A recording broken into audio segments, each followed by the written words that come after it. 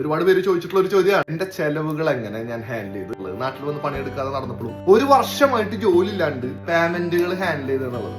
ഒരു ഗൾഫുകാരൻ 30 വയസ്സായ ആളുകൾക്ക് ഒരുപാട് പേയ്മെന്റ്സുകൾ ഉണ്ടായിരിക്കും, ഒരുപാട് നേട്ടങ്ങളിലൂടെ പല കടബാധ്യതകൾ ഉണ്ടായിരിക്കും. എല്ലാം കൂടി ഒരു 30 lakhs 30 ലക്ഷത്തോളം കടം എന്ന് പറഞ്ഞാൽ banking loans, same time entertainment, same time living cost.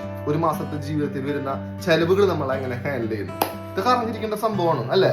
ഞാൻ പണിയെടുത്തിരുന്ന സമയത്ത് SIP systematic investment plan, RD recurring deposit, പിന്നെ ഒരു കുറി കാശ് കൊടുക്കലും പൈസ ഇടാറുണ്ട്. എന്റെ വീഡിയോ കാണുന്നവർക്ക് ഒരുപാട് ആളുകൾക്ക് അറിയാം, കാശ് കൊടുക്കലും പൈസ ഇട്ടിട്ടാണ് ഞാൻ കല്യാണം കഴിക്കുന്ന പെണ്ണിന് താലിമാല വാങ്ങിച്ചത്. അതേപോലെ കാറ് വാങ്ങാനുള്ള പൈസ, അങ്ങനെ പല പണവും ഞാൻ കാശ് കൊടുക്കൽ ഇട്ടുണ്ടാക്കിയിട്ടുണ്ട്. 3 ലക്ഷം രൂപയുടെ ഫോണുകൾ മാത്രം ഞാൻ വാങ്ങിയിട്ടുണ്ട്, കാശ് കൊടുക്കൽ പൈസ ഇട്ടിട്ട് വാങ്ങിച്ചിട്ടുള്ള കാര്യങ്ങളാണ്. സൈഡിലൂടെ ഇൻകം ഉണ്ടാക്കിയെടുക്കാൻ പറ്റുന്ന, എന്നാൽ ഇരട്ടിപ്പിക്കാതെ സേവ് ചെയ്യാൻ പറ്റുന്ന ഒരു ഘടകമാണ് കാശ് കൊടുക്കാം. അതും ഞാൻ ചെയ്യാറുണ്ട്. അപ്പൊ ഇതൊക്കെ ചെയ്തു വെച്ചത് കൊണ്ട് എന്തുണ്ടായി, ഒരു വർഷമായിട്ട് എനിക്ക് ജോലിയില്ല. അതിപ്പോ ഞാനൊരു വീട് പണിഞ്ഞു. എന്റെ ഒരു 30-31 വയസ്സിലാണ് ഞാൻ എന്റെ വീട് പണിഞ്ഞത്. Very rare achievement in this age. അപ്പൊ ഈ ഒരു പ്രായത്തിൽ അങ്ങനെ ചെയ്തതിന്റെ ഭാഗമായിട്ട് എനിക്കൊരു 10 ലക്ഷം ഗൾഫിലും 10 ലക്ഷം നാട്ടിലും, അപ്പൊ 20 lakhs അല്ലെ. അപ്പൊ അതിന് എനിക്കൊരു അടവായിട്ട് ഗൾഫില് 30,000 രൂപയുടെ പേയ്മെന്റ് ഉണ്ട്, നാട്ടില് 11,000 രൂപയുടെ പേയ്മെന്റ് ഉണ്ട്. ഓക്കെ, അതിനോടൊപ്പം തന്നെ 1,500 രൂപ കറണ്ട് ബില്ല് വരുന്നുണ്ട്, ഞാൻ അടയ്ക്കണം. പഴയ വീട്ടിൽ അച്ഛൻ അടയ്ക്കും, പക്ഷെ പുതിയ വീട്ടിലെ ഞാൻ അടയ്ക്കണം. 2 വീടുണ്ട്, അപ്പൊ 1,500 രൂപ അവിടെയും കയറി. അതിനോടൊപ്പം തന്നെ കാറ്, അപ്പൊ 5,000 രൂപ അവിടെ നിന്നും കയറി. എനിക്ക് ജോലി ഇല്ലെങ്കിലും ഞാൻ സേവിങ്സ് താല്പര്യപ്പെടുന്ന ഒരാളാണ്. അപ്പൊ ഞാൻ ഇപ്പോഴും RD കണ്ടിന്യൂ ചെയ്യുന്നുണ്ട്. ഫെഡറൽ ബാങ്കിൽ 1,500 രൂപ ഒരു RD റിക്കറിംഗ് ഡെപ്പോസിറ്റ് മാസത്തവണകളായിട്ട് നമ്മൾ കൂലി അടയ്ക്കുന്ന പോലെ അടച്ചുകൊണ്ടിരിക്കുന്നു. ഒരു 5 വർഷം കഴിയുമ്പോൾ 1 ലക്ഷം രൂപ കിട്ടും. 3 കൊല്ലം അടച്ചു, അതങ്ങനെ അടഞ്ഞുകൊണ്ടിരിക്കുന്നുണ്ട്. അത് നമ്മൾ എപ്പോഴും ചെയ്യാം. ജോലി ഇല്ലെങ്കിൽ ചെയ്യാൻ പറ്റുന്ന ഒരു പരിപാടിയാണ്. വെറും 1,500 രൂപയ്ക്ക് ഒരു RD ചേരുന്നതാ എല്ലാ ബാങ്കുകളിലും, അല്ലെങ്കിൽ ഏതെങ്കിലും ഒരു ബാങ്കുകളിൽ 500 തൊട്ട് സ്റ്റാർട്ടിംഗ് ആണ് RD. വരുമാനം ഇല്ലെങ്കിലും നമ്മൾ എടുത്തു വെച്ച പണം, നമ്മൾ പണി എളുപ്പം സമ്പാദിച്ചു വെച്ച പണം, ഈ saving capability, financial strategy, financial mind set, അത് നമ്മൾ ഉണ്ടാക്കിയെടുക്കേണ്ടതാണ്. ഒരുപാട് പണവും സമ്പാദ്യവും ഒരുപാട് സാലറി ഉള്ള ആളുകളൊക്കെ എന്നോട് പറഞ്ഞിട്ടുള്ളതാണ്, അവർക്ക് പൈസ ചെലവാക്കുന്നതിന് ഒരു കണക്കില്ല എന്നുള്ളത്. കണക്ക് വേണം. ഓക്കെ, പെർഫെക്റ്റ് ആയിട്ട് പ്ലാൻ ചെയ്തിട്ട് വേണം മുന്നോട്ട് പോകാൻ, അല്ലെങ്കിൽ നമ്മൾ പെട്ടുപോകും. അല്ലെങ്കിൽ എന്നെ പോലെ നിൽക്കാൻ പറ്റും. ഒരു വർഷം പണിയില്ലാതെ നടക്കുക. എന്റെ ഒരു മാസത്തെ പേയ്മെന്റ് എന്ന് പറഞ്ഞാൽ 80,000 rupees. ഇന്നും ഞാനിപ്പോ ഗൾഫിൽ നിൽക്കുകയാണ്, പണിയില്ലാതെ.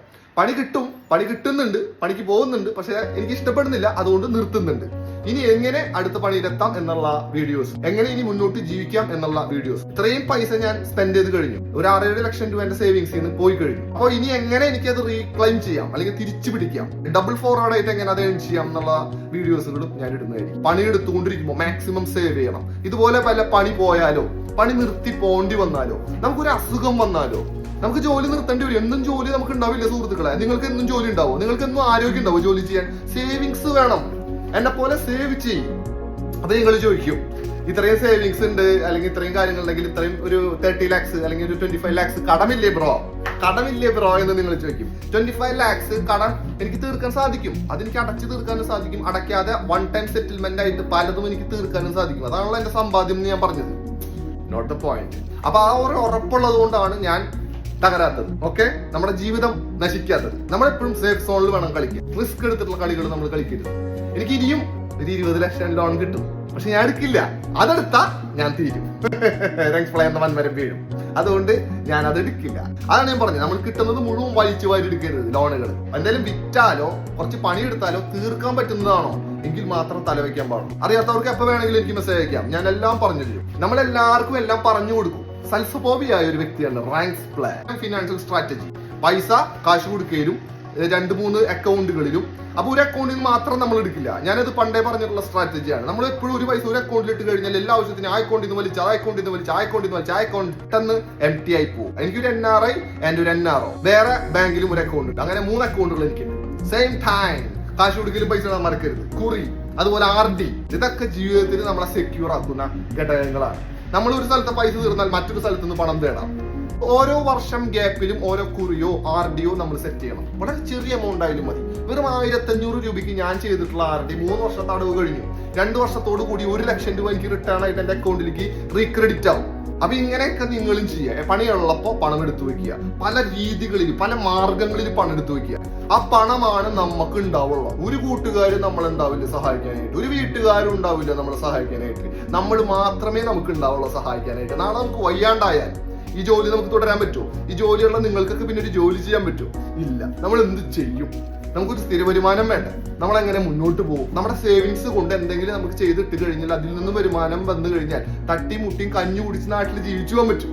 അതുകൊണ്ട് പരമാവധി പൈസ എടുത്തു വെച്ചോ, പരമാവധി പൈസ എടുത്തു വെച്ചോ. പൊട്ടിക്കണം, എൻജോയ് ചെയ്യണം, തകർക്കണം. പക്ഷെ ഈ എടുത്ത് വെച്ചതിന് ശേഷം ബാക്കിയുള്ളത് വെച്ചിട്ട് പൊട്ടിക്കണം. എടുത്ത് വെച്ചിട്ട് മതി ബാക്കി പരിപാടി എന്ന് തീരുമാനിക്കണം, ഉറപ്പിക്കണം. അങ്ങനെ പണം എടുത്തു വെക്കുക, ജീവിതം അതായത് ഫ്യൂച്ചർ സേഫ് ആക്കുക.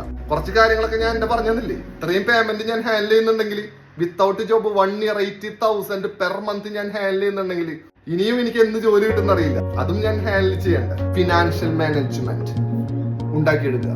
എന്ത് സംശയം ഉണ്ടെങ്കിലും any time message, any time reply. That is rights plan. ജീവിതമാണ് വീഡിയോസ് ആയിട്ട് ഇട്ടുകൊണ്ടിരിക്കുന്നത്. ഇനിയും വന്നുകൊണ്ടേയിരിക്കും.